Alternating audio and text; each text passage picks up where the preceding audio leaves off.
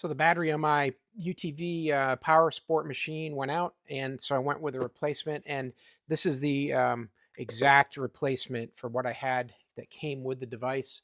My UTV had this battery in it originally, and this is just died on me.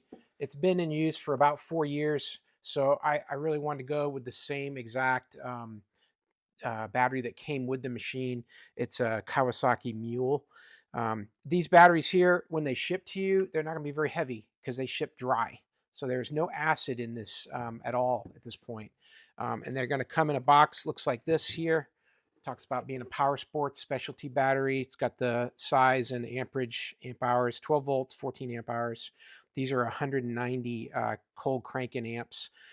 These are the ones that typically come as original equipment on the different devices, and that's why I want to stick with it. And the fact that I can add the acid to it versus those sealed 8GM batteries or whatever, I know when this acid is going to go in. This is going to start its lifespan at that point, so it hasn't been sitting on a shelf somewhere waiting to be shipped.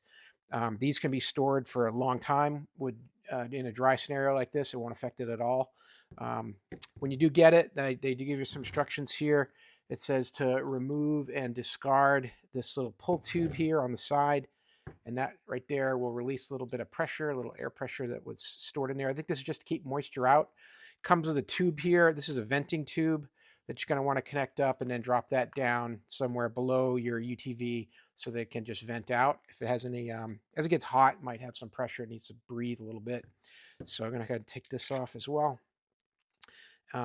So then these here, you got to have acid. So you're probably going to want to buy this locally. You can go to an auto parts store and you can buy these. Comes in about a quart size like this. And what you're going to do is you're going to snip off this little piece here. They give you a tube, a fill tube like this. You're just going to attach that on there. Then you're going to take a very small pair of pliers and just pull these out. They're just caps. They just pop in there. There's no threads or anything on these. They're just setting in there. And they just pop in, and one at a time you're going to fill those cells up. Each one of these represents a different cell, and then you're going to be able to see through the light here. I can show you with a flashlight.